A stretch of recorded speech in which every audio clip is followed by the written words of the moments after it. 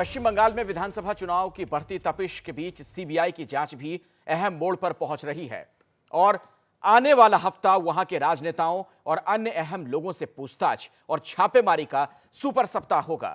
जांच के दौरान यह खुलासा भी हुआ कि ईस्टर्न कोलफील्ड लिमिटेड का एक महाप्रबंधक कोयले की दलाली में साथ देने के लिए सरकारी तनख्वाह के अलावा 1 करोड़ रुपए का सालाना पैकेज भी दलालों से लेता था।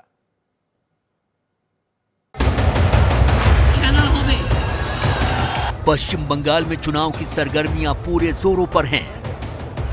আমি হুইলচেয়ারে ভাঙা পায়ে আমি সারা বাংলা ঘুরে বেড়াবো আর খেলা হবে। नाटक बहुत दिन तक नहीं चलेगा और आने वाला समय बताएगा कि ममता जी कहाँ रहती है। एक तरफ व्हीलचेयर पर ममता तो दूसरी तरफ देश के केंद्रीय गृह मंत्री अमित शाह पूरे जोर शोर से चुनाव प्रचार में नजर आए।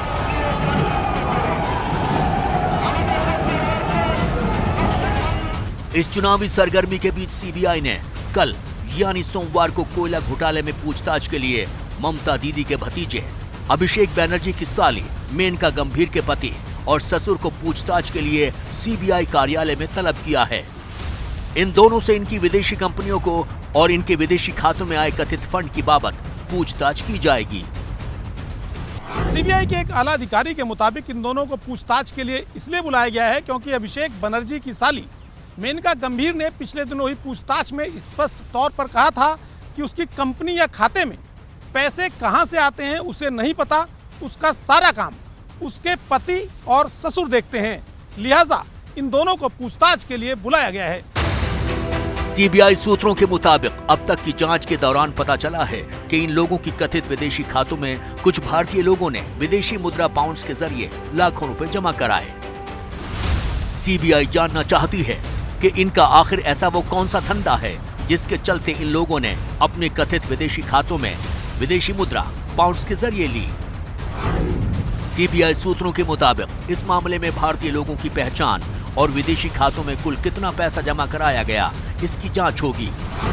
इस जांच के लिए फाइनेंशियल इन्वेस्टिगेशन यूनिट यानी FIU इंडिया को भी सीबीआई की तरफ से चिट्ठी लिखकर जानकारी मांगी गई है, लेकिन अभी तक उसका कोई जवाब नहीं आया है। इसलिए जवाब आने तक सीबीआई इन लोगों से पूछताछ के चरण पूरे कर लेना चाहती है ताकि अगर अपने जवाबों के दौरान झूठी जानकारी दें तो FIU की जानकारी आने के बाद वो झूठ पकड़ा जाए।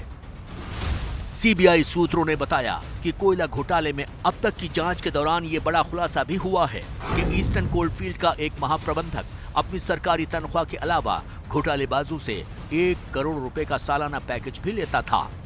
सीबीआई इस मामले में ईस्टर्न कोलफील्ड के कई अधिकारियों और CISF के कुछ अधिकारियों को भी पूछताछ के लिए बुलाने वाली है। सीबीआई सूत्रों के मुताबिक आने वाले हफ्ते में इन लोगों से पूछताछ के आधार पर कुछ और बड़े लोगों को भी पूछताछ के लिए बुलाया जा सकता है।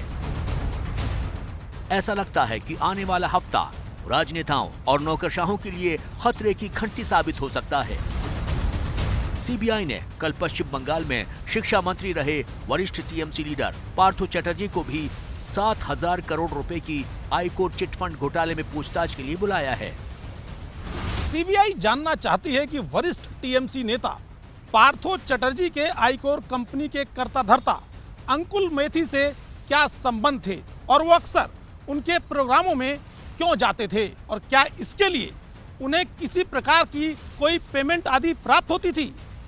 पार्थो चटर्जी को पहली बार किसी जांच एजेंसी ने इस मामले में पूछताछ के लिए बुलाया है।